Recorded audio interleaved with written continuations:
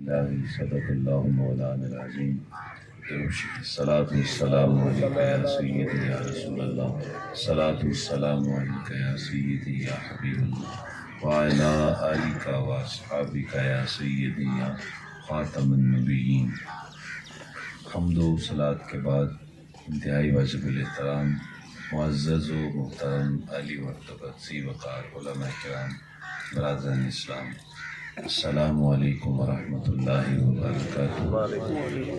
جیسا کہ آپ کو معلوم ہے کہ ہمارا یہاں پہ جمع ہونا ہمارے محترم حاجی محمد مرحوم ان کے احسان ثواب کے لیے ہے، اور اپنے برادر محترم حضرت علامہ مولانا سید الوحید مصطفی صاحب ان کی دعوت پر آپ سے ملاقات کا شرف نصیب ہو رہا ہے۔ دعا ہے اللہ تعالیٰ جل شانہ ہماری حاضری کا ایک ایک لمحہ اپنی بارگاہ میں قبول فرمائے، اور یہ ماہ رمضان مبارک کی بابرکت گھڑیاں ہیں، اللہ تعالیٰ ان کا صدقہ مرحوم کو اپنے غفران و رحمت کے پردوں میں ڈھانپ لے اور ان کی بخشش و مغفرت فرمائے۔ اس موقع کی مناسبت سے میں نے ایک آیہ کریمہ آپ کے سامنے تلاوت کرنے کا شرف حاصل کیا ہے۔ اللہ تعالیٰ جل شانہ نے ارشاد فرمایا، یا ایھا الذین آمنوا، اے ایمان والو میرے محبوب کے غلام۔ بڑی محبت سے اللہ تعالیٰ نے ہمیں پکارا ہے، اور جب بھی قرآن مجید میں اللہ تعالیٰ ہم سے مخاطبہ کرتا ہے اپنے محبوب کی نسبت سے پکارتا ہے، کیونکہ یہ نسبت اللہ کو بڑی پسند ہے۔ بلکہ قرآن مجید میں اللہ تعالیٰ جب اپنا ذکر فرماتا ہے تو اپنے محبوب کی طرف منسوب کرتا ہے۔ فرمایا فلا وربک، محبوب مجھے تیرے رب کی قسم۔ کہیں فرمایا وَإِذْ قَالَ رَبُّكَ، محبوب اس وقت کو یاد کریں جب آپ کے رب نے فرمایا۔ ویسے تو وہ پوری کائنات کا رب ہے، آسمانوں اور زمینوں کا رب ہے، لیکن اس کو یہ بات بڑی پسند ہے کہ وہ اپنے محبوب محمد کا رب ہے صلی اللہ علیہ وآلہ وسلم۔ اور جب محبوب کا ذکر کرتا ہے تو محبوب کو اپنی طرف منسوب کرتا ہے۔ فرمایا سبحان الذی اسریٰ بعبدہ، پاک ہے وہ ذات جس نے اپنے بندے کو سیر کروائی۔ سبحان اللہ۔ فرمایا وَإِن كُنتُمْ فِي رَيْبٍ مِّمَّا نَزَّلْنَا عَلَىٰ عَبْدِنَا، جو ہم نے اپنے بندے پہ نازل کیا ہے۔ جب اپنا ذکر کرتا ہے تو محبوب کی طرف منسوب، اور جب محبوب کا ذکر کرتا ہے تو اپنی طرف منسوب۔ معلوم یہ ہو رہا ہے کہ اللہ کو اپنے محبوب کی نسبت بڑی پسند ہے۔ سبحان اللہ۔ تو جب رب رب ہو کے اس نسبت کو پسند کرتا ہے تو ہم غلام ہو کے اس نسبت کو کیوں نہ پسند کریں۔ سبحان اللہ۔ اس لیے ہمیں بھی اس نسبت پہ بڑا ناز ہے۔ ہم کہتے ہیں محمد جان جانا ہے، پیغمبر ہو تو ایسا ہو، رسولوں کی بشارت سے مبشر ہو تو ایسا ہو، امر توقیر کا سب کو مؤکر ہو تو ایسا ہو، ہمیں کیا غلام ان کا مقدر ہو تو ایسا ہو۔ سبحان اللہ۔ یہ مقدر کی بات ہے کہ ہم آمنہ کے لال کے امتی ہیں، ان کا ہمیں کلمہ نصیب ہے، اور یہ اتنی بڑی دولت ہے اور یہ اتنا بڑا سرمایہ ہے۔ آج ٹرمپ کہتا ہے کہ میں خدا ہوں، خدا بنا ہوا ہے، اللہ اکبر۔ اور وہ کہتا ہے میں جو میں کہوں گا وہ ہوگا، جو میں چاہوں گا وہ کروں گا۔ تو میں تو یہ کہتا ہوں کہ تم سے پہلے بھی ایک شخص یہاں تخت نشین تھا، اس کو بھی اپنے خدا ہونے پہ اتنا ہی یقین تھا۔ بڑے بڑے لوگ آئے اور وہ غرقاب ہو گئے، اور اللہ تعالیٰ جل شانہ کی جب بے آواز لاٹھی چلی تو پھر ان کا وہ ذکر تک ختم ہو گیا۔ تو ظاہر ہے سپر پاور تو ہے وہ، اور اس پہ اس کو فرعونیت بھی ہے، رونت بھی ہے، لیکن یہ دولت ٹرمپ کے پاس بھی نہیں ہے جو ہم فقیروں کے پاس ہے۔ اللہ اکبر، اللہ اکبر۔ اللہ نے اپنے محبوب محمد کی غلامی ہمیں عطا فرمائی۔ سبحان اللہ۔ یہ وہ دولت ہے جو اللہ نے ہمیں نصیب فرمائی۔ تو اللہ تعالیٰ جب بھی قرآن مجید فرقان حمید میں جو ہے ہم سے مخاطبہ کرتا ہے تو اپنے محبوب کی نسبت سے ہمیں پکارتا ہے. فرمایا یا ایھا الذین آمنوا، اے ایمان والو، اے میرے محبوب محمد کے غلاموں. یعنی اس جملے میں ایک محبت ہے، ایک پیار ہے اور ایک الفت نظر آتی ہے. اتقوا اللہ، اللہ سے ڈر جاؤ. وَلْتَنْظُرْ نَفْسٌ مَا قَدَّمَتْ لِغَدٍ، ہر جان کو دیکھنا چاہیے اس نے کل کے لیے آگے کیا بھیجا ہے. وَاتَّقُوا اللَّهَ، اللہ سے ڈر جاؤ. إِنَّ اللَّهَ خَبِيرٌ بِمَا تَعْمَلُونَ، بے شک جو بھی تم اعمال کرتے ہو اللہ کو تمہارے اعمال کی خبر ہے. تو یہاں ہمیں اپنی زندگی کا احتساب کرنے کا حکم دیا گیا ہے کہ ہر بندے کو سوچنا چاہیے اس نے کل کے لیے آگے کیا بھیجا ہے. اور جس طرح ایک آدمی شام کے وقت دکاندار کاروباری وہ ایک حساب کرتا ہے کہ اتنے گاہک آئے، اتنا سودا بکا اور اتنی میری مالیت تھی، اتنا مجھے فائدہ ہوا، وہ سارا وہ ضرب تقسیم دے لیتا ہے تو اس کو پتہ چل جاتا ہے کہ آج مجھے اتنا نفع ہوا ہے یا نفع نہیں ہوا. تو اللہ جل شانہ ارشاد فرماتا ہے میرے بندے جب رات بستر پہ لیٹے اس بات پہ غور و فکر کر کہ سارے دن میں تو نے اپنی قبر کے لیے کون سا کام کیا، اللہ اکبر، اپنی آخرت کے لیے کون سا کام کیا. اللہ اکبر. تو یہ اللہ تعالیٰ جل شانہ ہمیں حکم دیتا ہے. اور بزرگ فرماتے ہیں کہ انسان کا ہر آنے والا جو ہوتا ہے دن وہ پہلے دن سے بہتر ہونا چاہیے. مثلا آج سے ایک دن پہلے جس جگہ پہ ہم کھڑے تھے اپنی آخرت کے لحاظ سے تو آج ہمیں اس سے بہتر ہونا چاہیے. اور آج جس جگہ پہ کھڑے ہیں کل جو دن آنے والا ہے اس میں ہمیں آج کے دن سے بہتر ہونا چاہیے. یعنی ہمارے اندر نیکی کا جذبہ زیادہ ہو جائے، خوف خدا بڑھ جائے، قبر کی یاد جو ہے وہ زیادہ آنے لگ جائے. یعنی یہ ایک تبدیلی کا عمل مسلسل جاری رہنا چاہیے. اگر جس جگہ پہ کل کھڑے تھے اسی جگہ پہ آج کھڑے ہیں، یا جب ماہ رمضان آیا تھا تو پہلے روزے پہ جس جگہ پہ کھڑے تھے آج 18واں روزہ ہے یا 18واں ہے تو آج جس جگہ پہ ہم کھڑے ہیں بالکل وہی جگہ ہے جس جگہ پہ پہلے روزے پہ کھڑے تھے، تو اس کا مطلب ہے پھر ہم نے ماہ رمضان سے کچھ نہیں حاصل کیا، پھر ہم بالکل اسی انداز سے ہیں، ہمارے اندر تبدیلی نہیں آئی. اور اقبال نے کہا تھا موت ہے وہ زندگی جس میں ہو نہ انقلاب، روح امم کی حیات کشمکش انقلاب. وہ فرماتے ہیں پھر تو زندہ نہیں ہے، تو پھر مردہ ہی ہے. اس لیے کہ جب تیرے اندر تبدیلی کا عمل نہیں ہے، تیرے اندر احتساب نہیں ہے، تو پھر تو مردہ ہے اور چلتا پھرتا جو ہے لوگوں کے درمیان تو مردہ ہے. تو کھاتا تو ہے، پیتا ہے، دیکھتا بھی ہے، سنتا بھی ہے، چلتا بھی ہے، باتیں بھی کرتا ہے، لیکن تیری روح مر چکی ہے. روح کی زندگی یہ ہے کہ کشمکش انقلاب. تو اس لیے ہمیں کہا گیا کہ ہر جان کو دیکھنا چاہیے اس نے کل کے لیے آگے کیا بھیجا. آقا کریم صلی اللہ علیہ وسلم نے ارشاد فرمایا انسان کہتا ہے مالی مالی مالی، میرا مال میرا مال میرا. لوگوں کو بتاتے بھی پھرتے ہیں کہ بھائی اب تو میں نے فلاں سوسائٹی میں ایک اچھا پلاٹ بھی خرید لیا ہے، یہ دیکھو یہ میرا فارم ہاؤس ہے، یہ اتنے میرے ڈھور ڈنگر ہیں، اور یہ جناب اتنا میرا گھر ہے، اور یہ میرا اتنا کاروبار ہے. اور لوگ ذمہ دار ہو تو وہ اپنے جانور دکھاتا ہے، اپنی فصل دکھاتا ہے، اور اگر کوئی ریل اسٹیٹ کا ہو تو وہ پھر اپنے کام دکھاتا ہے. تو لوگ بتاتے ہیں لوگوں کو دیکھو جی اتنی میری پراپرٹی ہے.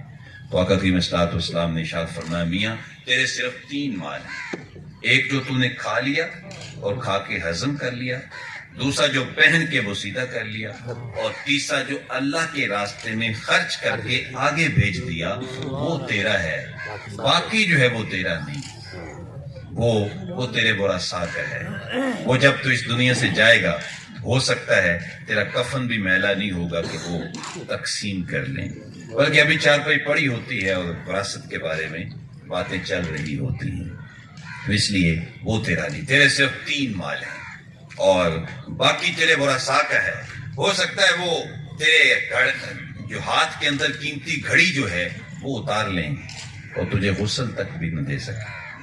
ہو سکتا ہے جائیداد فوراً تقسیم کر لیں لیکن تیرے قریب تیری چارپائی کے آتے ہوئے انہیں ڈر لگتا ہو، کیونکہ آپ کو پتا ہے جب زندگی اچھی نہ گزاری ہو تو پھر تو رنگ بھی تبدیل ہو جاتا ہے، پھر تو شکل بھی بدل جاتی ہے، پھر تو بابے سے اپنی اولاد ہی ڈرنے لگ جاتی ہے۔ میاں محمد بخش عارف کھڑی نے کیا خوب کہا، جاندی باری ڈراؤنا بنیوں تے ہاتھ نہ لاندے ڈر دے، جنہ واسطے تو باپ کمایا جی کتھے نہیں تیرے کر دے۔ تو وہ تیرا نہیں ہے، وہ تیرے ہراساں کا ہے، تیرا وہ ہے جو تو نے آگے خرچ کر کے بھیج دیا، جو اپنی قبر کے لیے بھیج دیا، جو اپنی آخرت کے لیے جو تم نے سرمایہ بھیجا ہے وہ تیرا ہے، باقی تیرا نہیں ہے، نہ تیرا ہے نہ میرا ہے، جگ پانی جھگڑا چھیڑا ہے، یہ کچھ بھی نہیں ہے، یہ آنے جانے والی یہ ڈھلتے سائے ہیں اور یہ دنیا کسی کی بھی نہیں ہے۔ تو اس لیے فرمایا کہ یا ایھا الذین آمنوا، اے ایمان والو اللہ سے ڈر جاؤ، ہر جان کو دیکھنا چاہیے اس نے کل کے لیے آگے کیا بھیجا ہے۔ تو یہ ماہ رمضان ہے، کم از کم ہم اس میں اپنے آپ کو توبہ کی جانب لے کے آئیں، توبہ کریں، کیونکہ مہینہ توبہ کا ہے۔ آقا کریم صلی اللہ علیہ وسلم نے ارشاد فرمایا اس شخص کی ناک خاک آلود ہو جس نے ماہ رمضان کا مہینہ پایا اور پھر عبادت کر کے اپنی بخشش نہ کرے۔ اور حضور نے یہ بھی ارشاد فرمایا اس شخص کی ناک خاک آلود، اس شخص کی ناک خاک آلود، اس شخص کی ناک خاک آلود، 3 مرتبہ فرمایا۔ عرض کیا حضور کس کی بات کر رہے ہیں؟ فرمایا جس نے والدین کا بڑھاپا پایا اور پھر ان کی خدمت کر کے جنت حاصل نہ کی تو اس بندے جیسا بد نصیب بھی کوئی نہیں۔ جیسے والدین کی خدمت یہ جنت کی چابی ہے، والدین کی محبت یہ جنت کا راستہ ہے، والدین کی عزت تکریم یہ انسان کو چلتا پھرتا جنتی اور سعادت مند بناتی ہے۔ ایسے ماہ رمضان کی عبادت بھی بندے کو جنتی بنا دیتی ہے، پاکیزہ کر دیتی ہے۔ جیسے ایک آدمی سفر کر کے آتا ہے نا، تھکا ہوتا ہے، گرد و غبار سے اٹا ہوتا ہے، اور وہ تازے پانی کے ساتھ جب غسل کر لیتا ہے تو وہ میل کچیل بھی اتر جاتی ہے، تھکاوٹ بھی اتر جاتی ہے، ذہن بھی فریش ہو جاتا ہے۔ تو اسی طریقے سے جب ماہ رمضان آتا ہے تو گناہوں کی میل کچیل اتر جاتی ہے اور انسان کی روح سرشار ہو جاتی ہے اور نیکی کرنے کی طرف دل جو ہے وہ فریش ہو کے مائل ہو جاتا ہے۔ تو یہ ماہ رمضان کا مقصد ہے، اسی لیے ہمیں یہ مہینہ دیا گیا۔ تو آقا کریم صلی اللہ علیہ وآلہ وسلم نے ارشاد فرمایا جو شخص ماہ رمضان کا 1 روزہ رکھتا ہے اللہ تعالیٰ جل شانہ جہنم کی آگ کو 70 سال کی مسافت تک اس کے چہرے سے دور فرما دے گا۔ سبحان اللہ، ایک روزہ۔ سبحان اللہ۔ تو جو پورے مہینے کے روزے رکھے تو پھر اس کو تو اللہ کی کتنی کرم نوازی ہوگی۔ اس میں بھی ایک حدیث سن لیجئے، آقا کریم صلی اللہ علیہ وسلم نے ارشاد فرمایا کل عمل ابن آدم، ابن آدم کا ہر عمل جو وہ کرتا ہے نیک عمل، یہ نیکی کا کوئی بھی عمل، اس کا اجر 10 سے لے کے 700 گنا تک دیا جاتا ہے، الا الصوم، سوائے روزے کے، فإنہ لی وأنا أجزی بہ، روزہ میرے لیے ہے اور روزے کی جزا میں اپنی شان کے مطابق عطا فرماؤں۔ روزہ میرے لیے، اس کی جزا میں اپنی شان کے مطابق دوں گا۔ ایک اس کی قرات محدثین نے یہ بیان کی، اور دوسری یہ ہے الصوم لی وانا اجزا بہ، روزہ میرے لیے ہے، اور مجھول قرات جب کریں گے اس کو مجھول سیگا ہوگا تو پھر ترجمہ بدل جائے گا کہ باقی نیکیاں جب بندہ کرے گا تو اس کو جنت ملے گی، اور جب روزہ رکھے گا تو میں خدا ہی اس کو مل جاؤں گا۔ سبحان اللہ۔ روزے کے ذریعے خدا ملے گا۔ ایک روایت میں آتا ہے اللہ تعالیٰ جل شانہ اہل جنت کو جب جنت میں داخل کر دے گا تو وہاں کی نعمتیں، وہاں کی آسائشیں، سہولیات جب دیکھیں گے تو اللہ فرمائے گا میرے بندوں مجھ پہ راضی ہو جو میں نے تمہیں جنت میں دیا۔ ہاتھ کھڑے کر کے کہ مالک ہم تو کانوں تک تجھ پہ راضی ہیں، اتنی نعمتیں دی، اتنا کرم کیا، ہمارے تصورات سے بھی زیادہ ہے، ہم بالکل تجھ پہ راضی ہیں۔ اللہ اکبر۔ اللہ جل شانہ ارشاد فرمائے گا ذرا پیچھے پلٹ کے تو دیکھو۔ تو روایات میں آتا ہے اللہ تعالیٰ اپنے چہرہ قدرت سے نقاب ہٹا دے گا، سبحان تو اللہ۔ سارے جنتی پیچھے مڑ کے پھر وہ منظر آ جائے گا، وجوہ یومئذ ناظرہ الی ربہا ناظرہ، چہرے چمک رہے ہوں گے اور اپنے رب کے چہرہ قدرت کا دیدار کر رہے ہیں۔ اور جب اللہ کے چہرہ قدرت کا دیدار نصیب ہوگا تو پھر جنتی جنت کی ساری نعمتوں کو بھول جائیں گے اور عرض کریں گے مالک اصل نعمت تو یہ ہے جو اب تو نے ہمیں عطا فرمائی۔ تو باقی جو جنت ہے، جنت کی نعمتیں وہ دیگر اعمال کی وجہ سے ملیں گی اور اللہ کے چہرہ قدرت کا دیدار روزے کی وجہ سے۔ روزہ اتنی بڑی دولت ہے، اس لیے تو آج کل کے روزے تو ویسے ہی یہ ایک بونس ہی ہیں اور ایک اللہ کا عطیہ ہی ہیں کہ کوئی پیاس بھی نہیں لگتی، کوئی اتنی مشقت بھی نہیں ہوتی اور دن بھی مناسب ہے، گرمی بھی نہیں ہے، رت بھی سہانی ہے، تو اللہ کی رحمتوں کا بخششوں کا باڑا بٹ رہا ہے۔ لہٰذا ہمیں ایک روزہ بھی اس صورت ترک نہیں کرنا چاہیے اور اس کے ساتھ ساتھ رات کو نماز تراویح کی صورت میں قرآن مجید فرقان حمید کی تلاوت یہ تو بڑی ہی ضروری ہے، اس کو سماعت کرنا چاہیے۔ آقا کریم اسلام نے ارشاد فرمایا کہ کل قیامت کے دن روزہ اور قرآن اپنے ساتھ متعلق کی سفارش کریں گے۔ روزہ کہے گا مالک سارا دن میری وجہ سے یہ بھوکا رہتا تھا، قرآن کہے گا مالک میری وجہ سے یہ رات کو بیدار رہتا تھا، تھکا ہوا بھی ہوتا تھا، دن کام کاج محنت میں مزدوری میں لگا رہتا تھا، لیکن پھر بھی میری وجہ سے یہ نماز تراویح کی صورت میں قیام کرتا تھا، تو آج میری سفارش قبول کی جائے۔ تو آقا کریم فرماتے ہیں فَيُشَفَّعَانِ، اللہ روزے کی سفارش بھی قبول کرے گا اور قرآن کی سفارش بھی قبول کرے گا اور بندے کو جہنم سے نکال کے جنت میں داخل فرما دے گا۔ سبحان اللہ، سبحان اس اللہ۔ لیے یہ توبہ کا مہینہ ہے اور اس کی خاص عبادت روزہ اور اس کے ساتھ ساتھ نماز تراویح کی صورت میں قرآن مجید کی جو تلاوت ہے یہ اس کی اہم ترین عبادات ہیں۔ اور قرآن مجید ایسا صحیفہ نور ہے، بلکہ میں کہتا ہوں یہ ماہ رمضان کا فیضان ہے۔ اللہ نے ہمیں ماہ رمضان میں بہت کچھ دیا۔ اللہ تعالیٰ نے مکہ فتح ہوا ماہ رمضان میں، بدر میں فتح نصیب ہوئی ماہ رمضان میں، یہ بدر میں اللہ نے فتح دی ہمیں، وہ ماہ رمضان 17 رمضان مبارک اللہ تعالیٰ نے فتح عطا فرمائی، اسلام کی ٹکر، کفر و اسلام کی پہلی ٹکر۔ اور کتنی خوبصورت بات ہے کہ اللہ نے پیارا پاکستان بھی عطا فرمایا ماہ رمضان، 27 رمضان مبارک کو اللہ تعالیٰ نے یہ ہمیں عطا فرمایا۔ بہت ساری چیزیں، لیکن ان سب چیزوں سے جو بڑی چیز اللہ نے ہمیں ماہ رمضان میں عطا فرمائی وہ کیا ہے؟ شہر رمضان الذی انزل فیہ القرآن، فرمایا رمضان کا وہ مہینہ ہے جس میں ہم نے تمہیں قرآن عطا فرمایا۔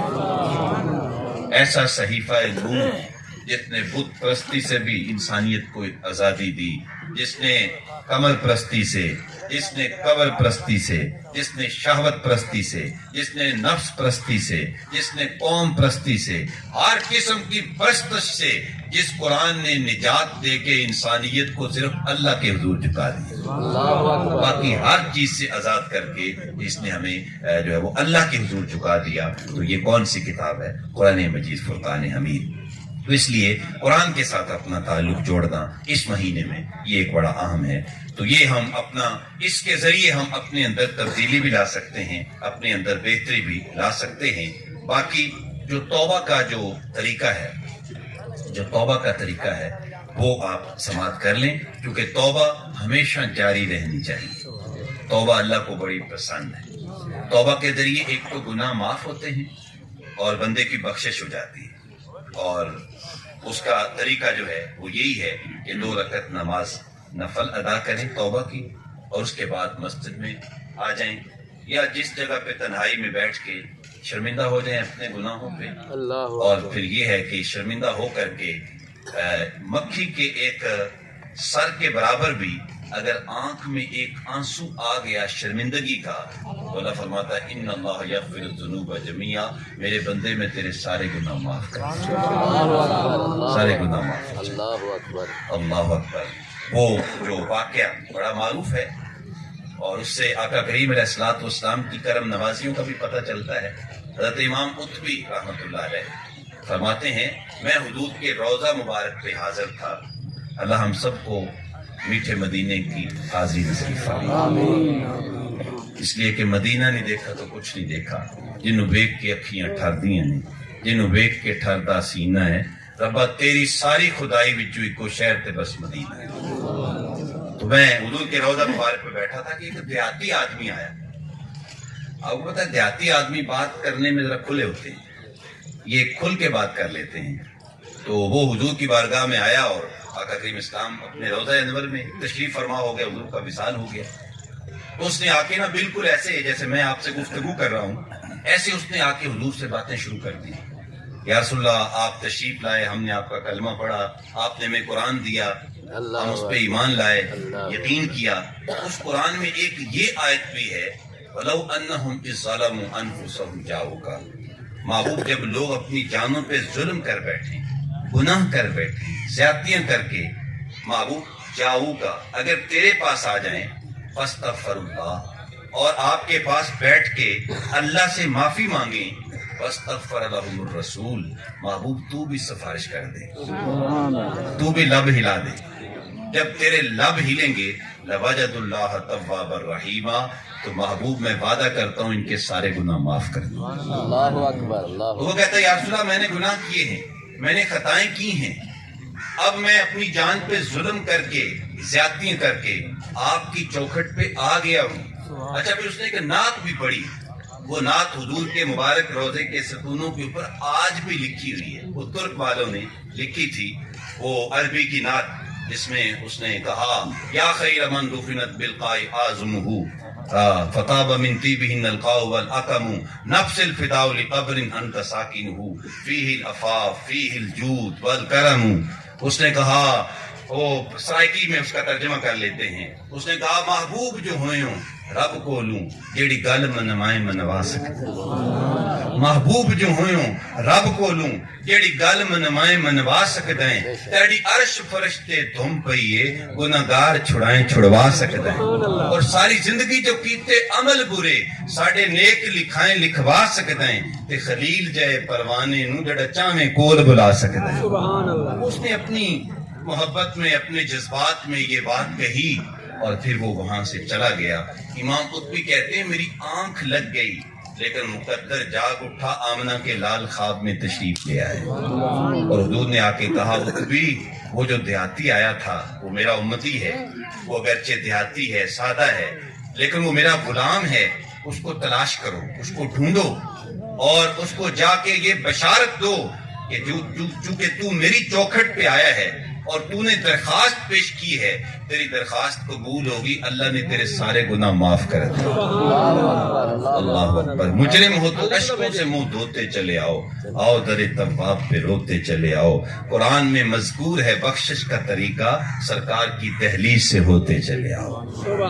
توبہ کرنے سے گناہ معاف ہوتے ہیں اور غلطیاں کوتاہیاں بخش دی جاتی ہیں, اور اس کے ساتھ ساتھ انسان کو اللہ کی محبت بھی نصیب ہوتی ہے توبہ کرنے سے. تو اس لیے ہمیں توبہ جاری رکھنی چاہیے, چونکہ ہمارے پاس مختصر زندگی ہے, بہت جلد ہم موت کی آغوش میں اترنے والے ہیں.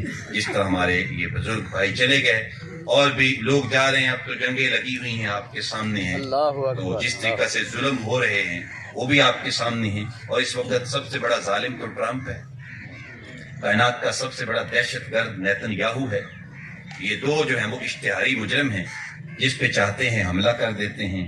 اب دیکھیں ایران میں وہ پرائمری اسکول کی بچیوں پہ بم گرا اور 160 بچیاں انہوں نے تو اپنی ماؤں سے عید کے لیے کچھ تقاضے بھی کر رکھے ہوں گے, تو میں نے سوٹ ایسا پہننا ہے, میں نے چوڑیاں ایسی پہننی.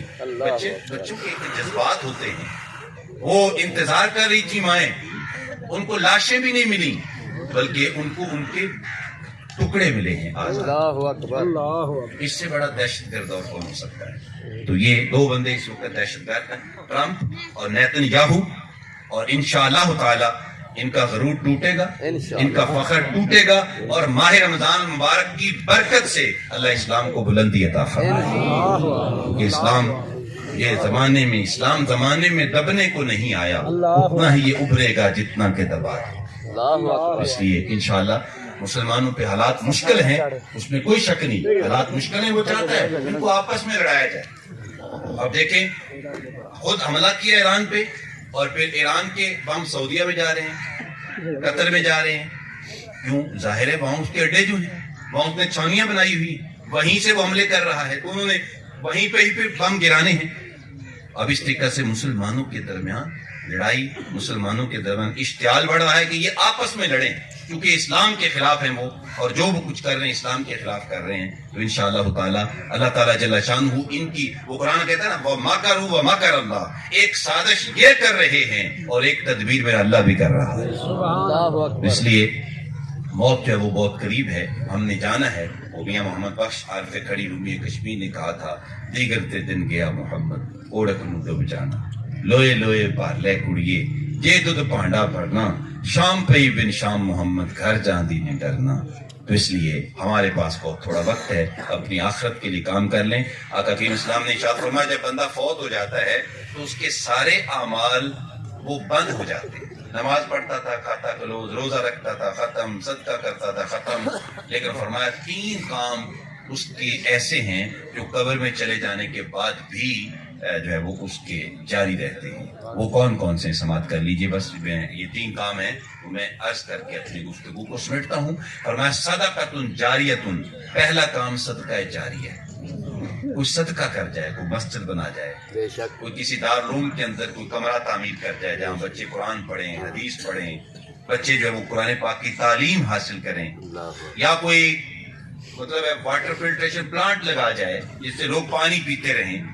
تو جب تک اس نے مسجد بنائی لوگ نماز پڑھتے رہیں گے، مدرسے میں بچے قرآن پڑھتے رہیں گے، لوگ پانی پیتے رہیں گے، یہ چلا گیا تو ان کاموں کی وجہ سے اس کی قبر کے اندر بھی نیکیاں اترتی رہیں گی۔ اللہ اکبر۔ صدقہ جاریہ یہ وہ عمل ہے جو میرے اور آپ کے چلے جانے کے بعد ہمیں کام آئے گا۔ دوسری چیز فرمایا او علم ينتفع به، یا کوئی علمی کام کر جائے، کوئی کتاب لکھ جائے، کوئی اسی طریقہ سے کوئی بچوں کو قرآن پڑھا جائے جو اس کے چلے جانے کے بعد آگے پڑھتے پڑھاتے رہیں۔